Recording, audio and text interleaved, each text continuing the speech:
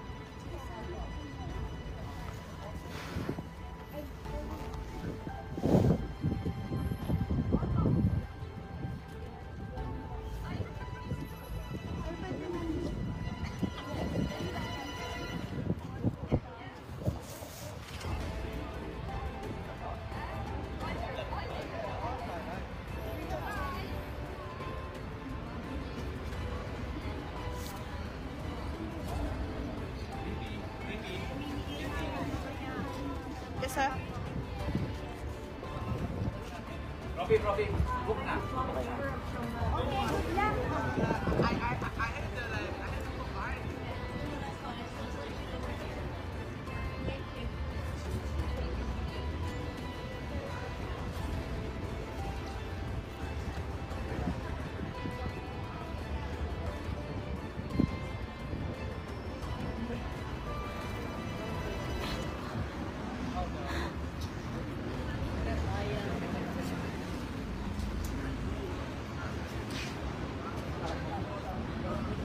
Ayan po si Attorney Roque, si BP.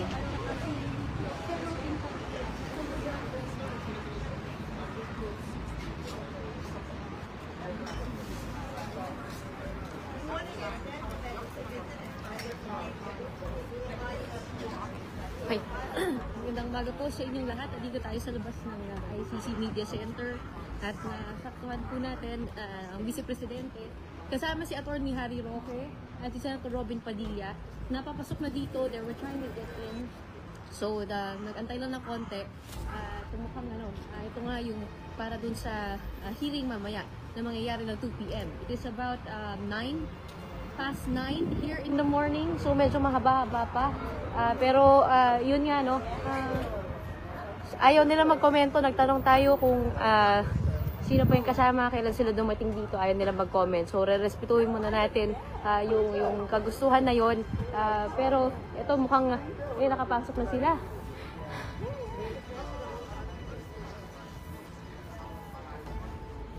Alam natin na si Attorney Harry Roque, isa sa mga ICC listed counsels at mukhang yun nga din ang magiging papel dito, ano?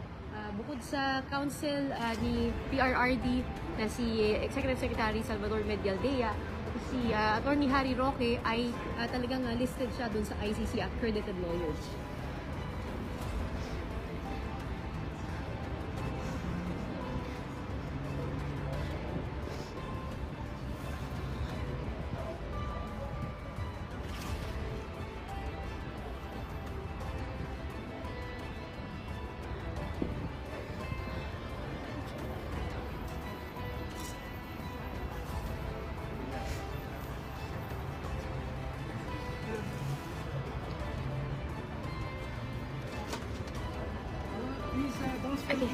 Okay. Okay.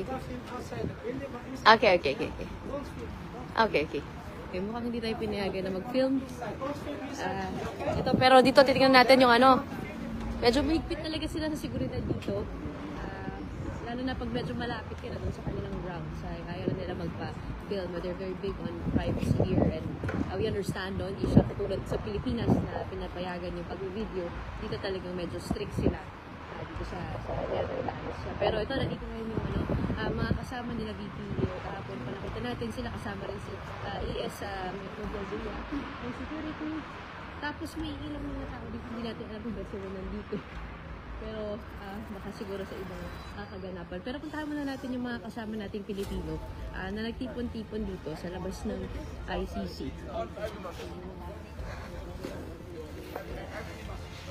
Hello!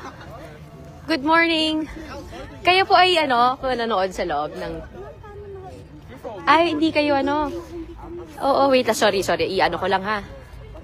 Ay, paano ba ito? Naka-close up pala. Saglit. Ayan. Good morning. Okay. Saan po kayo galing? Galing po kami ng Paris. Paris. Malayo pa. Opo. Oo. Actually, para makapasok ka sa loob, kailangan na mag-email. Mag-email ay first come first serve. Oo. Papadala ko sa inyo yung email.